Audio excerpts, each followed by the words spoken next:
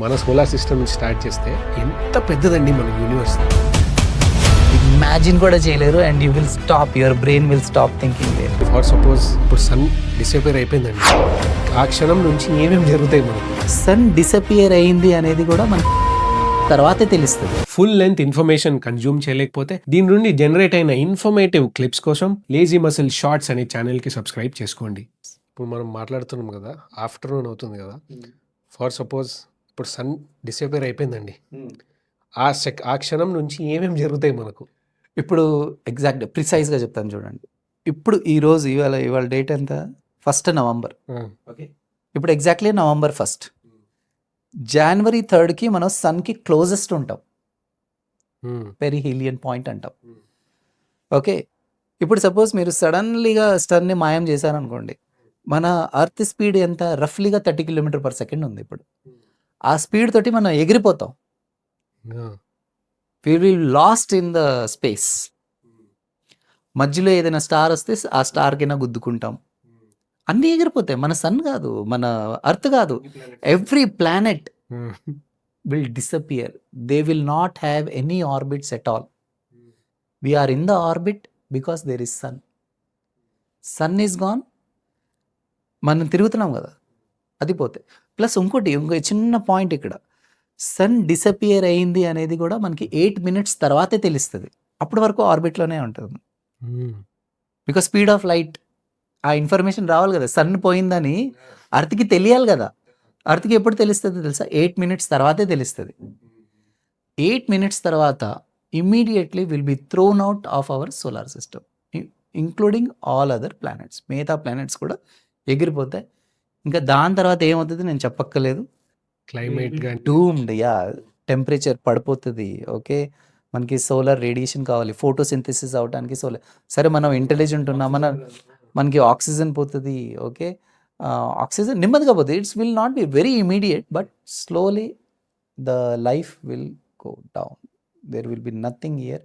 Photosynthesis ఆగిపోతుంది, మనకి oxygen రాదు, కార్బన్ డైఆక్సైడ్ ఉండదు. So soon we will die, all the life form will go. Sun ఉంది, earth ఉంది. మనం చిన్నప్పటి నుంచి పిల్లలకి నేర్పిస్తుంటాం, చందమామ రావే, జాబిల్లి రావే అనుకుంటాం. ఇప్పుడు ఆ మూన్ రాదు, వెళ్ళిపోతే. ఆ మూన్ వెళ్ళిపోతే సన్ ఉంది, ఎర్త్ ఉంది, మూన్ ఉంది. If you want to disappear moon, so first thing what will happen, tides ఉంటాయి కదా, అలలు అంటాం కదా మనం, ఆ అలల సైజ్ ఆల్మోస్ట్ డిక్రీజ్ అయిపోతాయి. ఇంకా అలలు ఉండవు, టైడ్స్ ఉండవు మనకి. This is the first thing. Second thing ఏమవుతుంది అంటే, అర్త్కి ఒక చిన్న టిల్ట్ ఉంది, 23.5 degrees టిల్ట్ ఉంది. ఆ టిల్ట్ డిసోరియంట్ అయిపోతుంది. సో అర్త్ పక్క ఇలా రిజిడ్ బాడీ లాగా ఇలా తిరగదు. అర్త్ తిరిగితే ఇలా ప్రెసిషన్ మోషన్ అంటారు దీన్ని, ప్రెసిషన్ మోషన్. ఇలా తిరుగుద్ది. ఆ ఇంక్లినేషన్ మెయింటైన్ చేస్తూ ఉంటుంది. ఆ ఇంక్లినేషన్ అప్పుడు ఏమవుతుంది తెలుసా, నార్మల్ ఇలా తిరగకుండా ఇలా తిరుగుతుంది. ఇంకా దీన్ని వాబులింగ్ మోషన్ అంటాం. ఇప్పుడు 23.5 కదా, అప్పుడు 0 to 90 degrees ఎక్కడైనా ఆ మోషన్ అవుతుంది. అప్పుడు ఏమవుతుంది, మనకు సీజన్స్ మారిపోతాయి. మనకి సీజన్స్ మారిపోతాయి, టెంపరేచర్ వేరియేషన్స్ వస్తుంది, అగ్రికల్చర్, ఫీల్డ్, ప్లాంటేషన్ అన్నీ డిస్టర్బ్ అయిపోతాయి. కానీ లైఫ్ థ్రెటనింగ్ అయితే కాదు. It will not be so life threatening. Okay, కానీ సీజన్ మారుస్తాయి, టెంపరేచర్స్ మారుతాయి, ప్లాంటేషన్ మారుతాయి, ఋతువులు మారచ్చు. Everything will change. The whole ఏమంటారు, atmospheric phenomena will change. And second immediate consequence is tides, అలలు. పౌర్ణిమ టైంలో, న్యూ మూన్ టైంలో, ఫుల్ టైంలో అలలు వస్తాయి కదా, అలల సైజ్ డిక్రీజ్ అవుతూ ఉంటాయి. Moon is extremely important for giving the stability to earth motion. ఇంతకుముందు మూన్ చాలా దగ్గరగా ఉండేది. ఇప్పుడు ఈ డిస్టెన్స్ 400,000 kilometer డిస్టెన్స్లో ఉండేది కాదు, ఇంకా దగ్గర ఉండేది. అప్పుడు అర్త్ డే నైట్ టైం ఉంటాయి కదా, 6 hours ఉండేది. I'm talking about million or billion years of back. అంటే 6 hours మార్నింగ్, 6 ఇలా ఉండేది. ఫాస్ట్గా తిరిగేది. సో మూన్ దగ్గర ఉండేది. మూన్ ఏం చేసిందంటే, యాంగులర్ మొమెంటం అంటాం ఫిజిక్స్లో, అది మొమెంటం ట్రాన్స్ఫర్ అయింది. అందుకని దూరం వెళ్తూ ఉంది, ఇది స్లో డౌన్ అయిందన్నమాట. ఇది దూరం వెళ్తుంది, ఇది స్లో డౌన్ అవుతుంది. అందుకని ఇప్పుడు 24 hours. ఇంకా మూన్ తీసేయనుకోండి, ఈ టైం పీరియడ్ కూడా మారిపోవచ్చు. Okay, the total time period will change. You cannot have a 24 hours time.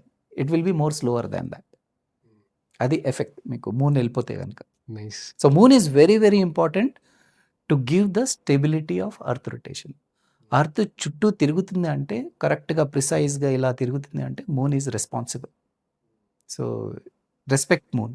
సరే ఇందాక మీరు చెప్తున్నారు కదా అది ఎక్కడి నుంచో వస్తుంది గ్యాలక్సీ నుంచి అని చెప్పి. నాకు చాలాసార్లు డౌట్ వస్తుంటుందండి. అంటే మన ఎంత పెద్దదండి మన యూనివర్స్, తెలిసిన యూనివర్స్. స్టార్ట్ ఫ్రమ్ ఎర్త్ మన సోలార్ సిస్టమ్ నుంచి స్టార్ట్ చేస్తే ఎంత పెద్దగా ఉంది అసలు. అసలు ఊహించుకోవచ్చా? అసలు ఊహించుకోనంత ఉందా? యాక్చువల్లీ ఊహించుకోలేము. అంత పెద్ద యూనివర్స్ మనది. నేను నంబర్స్ గనుక చెప్తే మీరు ఇంకా క్యాలిక్యులేటర్స్ కూడా ఆపేస్తారు. కంప్యూటర్స్ కూడా ఆగిపోవాలి. అంత పెద్ద నంబర్స్ ఉన్నాయి.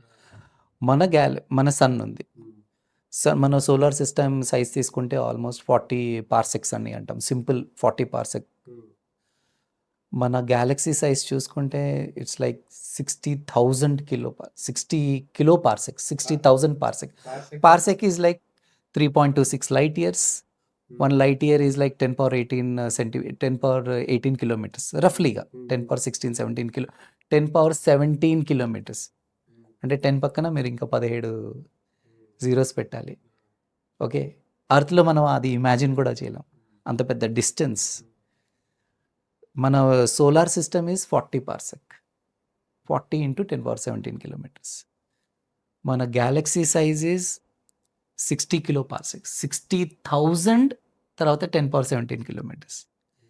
ఓకే. లైట్ ఇక్కడి నుంచి అక్కడ వెళ్ళటానికి కూడా మిలియన్స్ ఆఫ్ ఇయర్స్ తీసుకుంటుంది ఇక్కడి నుంచి ఎడ్జ్కి వెళ్ళటానికి. మన గ్యాలక్సీలో ఆల్మోస్ట్ 10 power 10, 10 power 12 స్టార్స్ ఉన్నాయి మన గ్యాలక్సీలో. మనది పెద్ద గ్యాలక్సీ కాదు తెలుసా. It's average size Galaxy. మన సన్ కూడా average size star. Very average size star. Actually మీరు సన్ పక్కన స్టార్స్ చూస్తే ఒక 40-50 స్టార్స్ చూస్తే సన్ ఈజ్ బిగ్. మిగతా అన్ని చిన్న చిన్న stars. Okay. Sun is big. కానీ చిన్న చిన్న స్టార్స్ కూడా చూసాం కదా. కొన్ని దాంట్లో మనకి ఎగ్జో ప్లానెట్స్ అవన్నీ దొరికినాయి. మన nearest star Proxima Centauri. 5 years back ఒక British group they found there are 3 planets with the Proxima Centauri. 2 or 3 exoplanets are there. People are studying the planetary geology. Spectrums lines ఏమైనా వస్తున్నాయా, biosignatures ఏమైనా ఉందా అవన్నీ చదువుతున్నారు. Because I told you there is a difficulty in capturing the signals. అది ఉంటే బాగుంటుంది. Now coming to ఇలాంటి ఎన్ని ఇప్పుడు వరకు విజిబుల్ యూనివర్స్లో మీరు చూస్తే కనుక 10 power 11 to 10 power 12 గ్యాలక్సీస్ ఉన్నాయి. 10 power 12 అంటే అందులో ఎన్ని సన్స్ ఉండొచ్చు, ఎన్ని సన్స్ ఉండొచ్చు, ఎన్ని ప్లానెట్స్ ఉండొచ్చు, ఎన్ని మూన్స్ ఉండొచ్చు. మీరు ఇమాజిన్ కూడా చేయలేరు. And you will stop, your brain will stop thinking there. అంటే అక్కడ నుంచి లైట్ వచ్చిన దాన్ని బట్టి క్యాలిక్యులేట్ చేసినారా ఏంటి నంబర్ ఇవన్నీ ఇమేజింగ్స్ తోటి ఎన్ని గ్యాలక్సీస్ ఈ ఏరియాలో ఎన్ని గ్యాలక్సీస్ ఉన్నాయి, సో దాంతో వేరే ఎన్ని ఉన్నాయి ఇవన్నీ కౌంటేబుల్. ఇంకా there are some hidden galaxies also. This is observed universe. ఇవన్నీ number observed universe. There is a universe which we cannot see because ఆ లైట్ ఇంకా రాలేదు మన దగ్గరికి.